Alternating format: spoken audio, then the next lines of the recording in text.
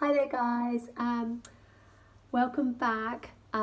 Today I wanted to talk a little bit about diet and how diet can be a key influence in healing your TSW and eczema over time. Excuse my voice today, I'm a little bit croaky. I fell sick last week and I had a massive flare.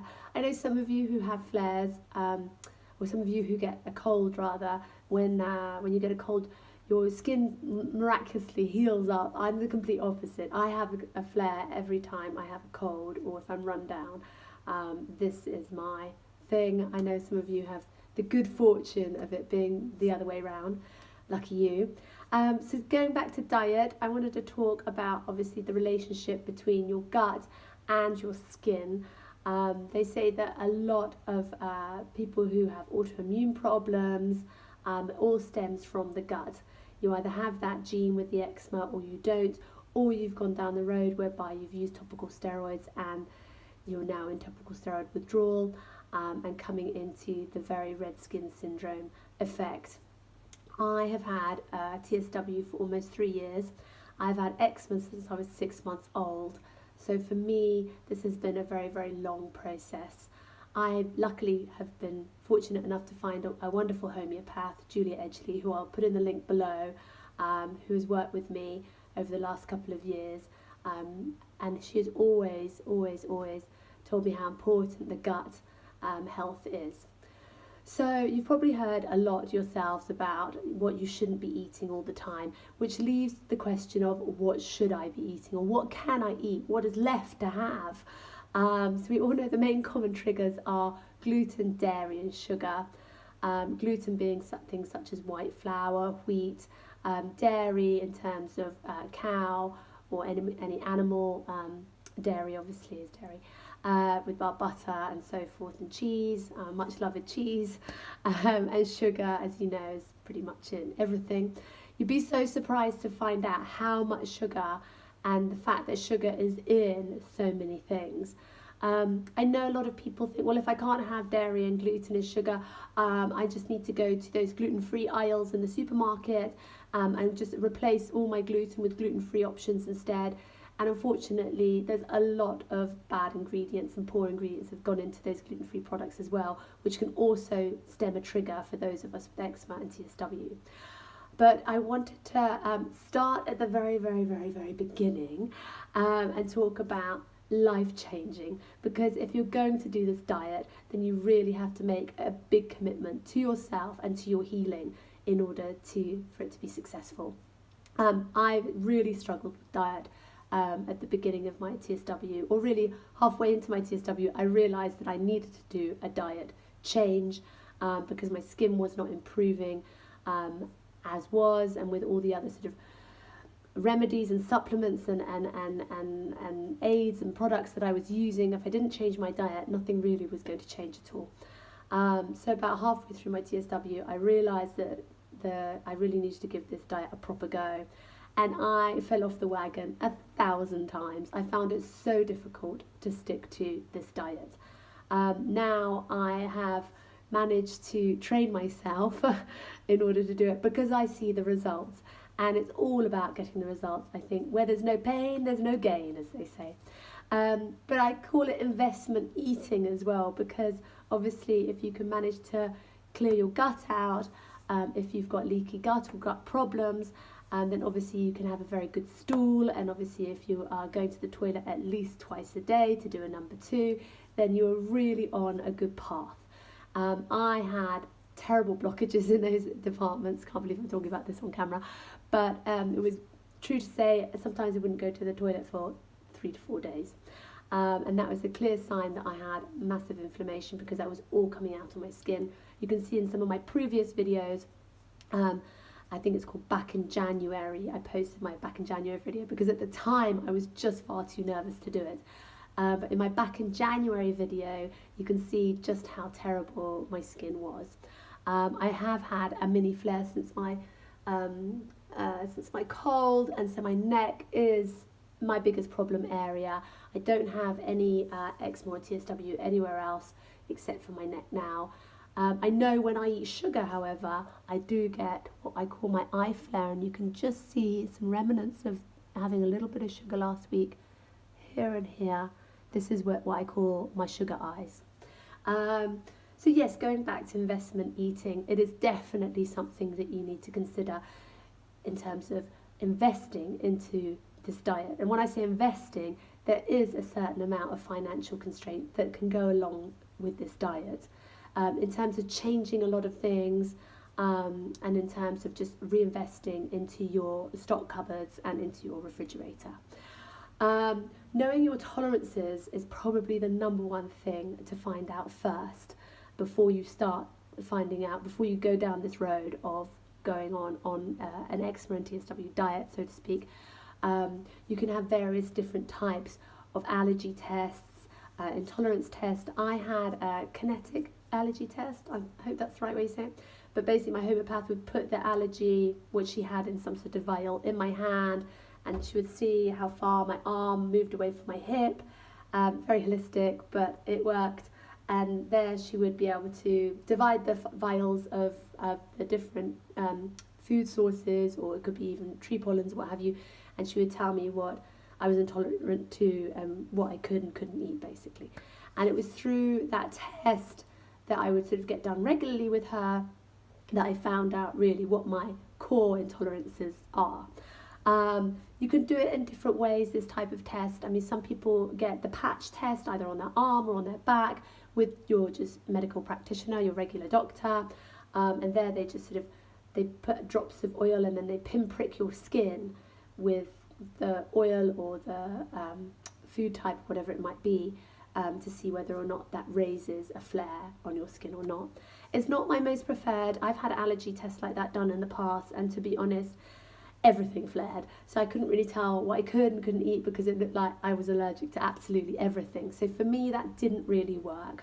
The other type of test that I've heard of, which I haven't done myself, is the hair follicle test. And you can look this up knowing whatever country that you're living in. You can send off samples of your hair and find out what you're intolerant to as well. So have a look and find out exactly, where you could get your allergy or intolerance test, because we're not all the same. Our triggers are not all the same. They're quite related in many ways, especially for those with TSW, because it is a reaction against the steroid creams. But at the same time, we're all obviously built of different structures, different cells, different bodies, different genetics, etc., etc. So have a good look. For me personally, I'm allergic to nuts. I've been allergic to nuts since I think I was born, and for me nuts is a really big one. All the tree pollens is a big one for me. I am not very good with things like soy or corn flour, so those gluten-free products that you find in the supermarket just do not fare well with me. I have to keep everything as sort of clean and fresh as possible. That said, just eating fruit and vegetables, there are still some little problem areas that you can have as well, because there's high histamine fruit and vegetables. So those you have to be cautious of too.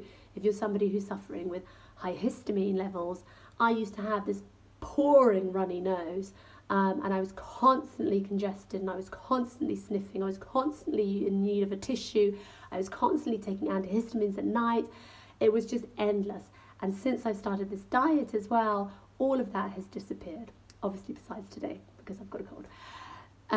But then going back to the histamine foods, such as spinach, cucumber, bananas, mango, avocados, those are a complete no-no for me. They're high in histamine, and I know I've had to come off those recently in my last appointment with my homeopath, because she's basically said you need to go back to the stricter diet because your histamine levels are rising. There's more pollens in the air. Who'd have thought in November? But anyway, there's different, winter tree pollens coming out around about this time of year. So therefore I'm going back to cutting back on my histamine foods. Tomato is another big one as well.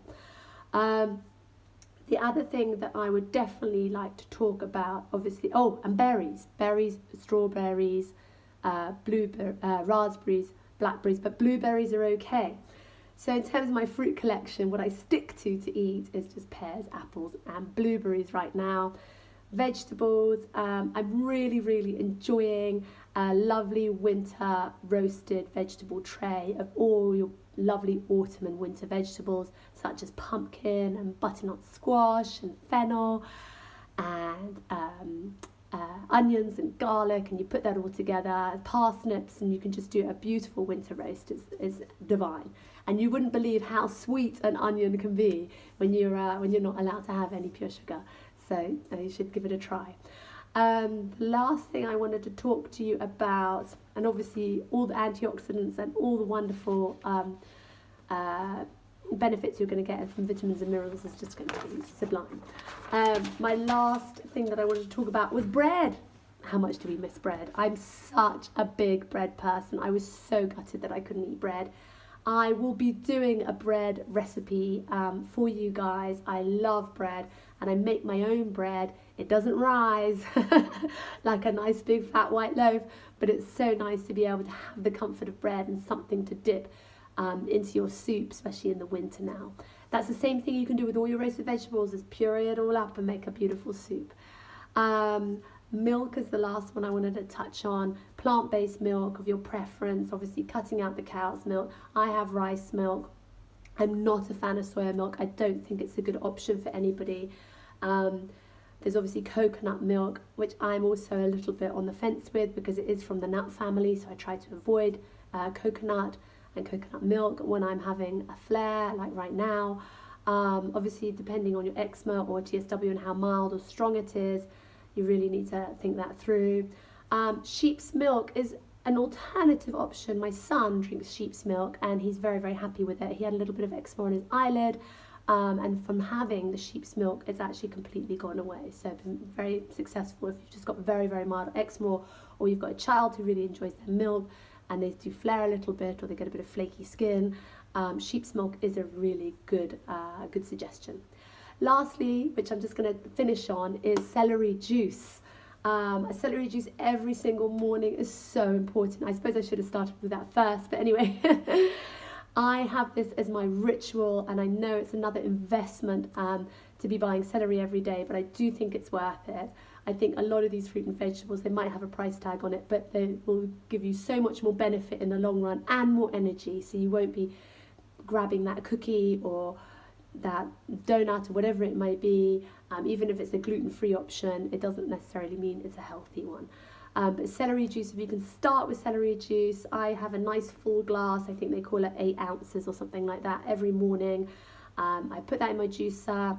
I do it before I take my kids to school. It's the first thing I put into my body, and with that I put a little douse of L-ascorbic acid, which is the vitamin C powder form, which I'll put in the link below, that I use.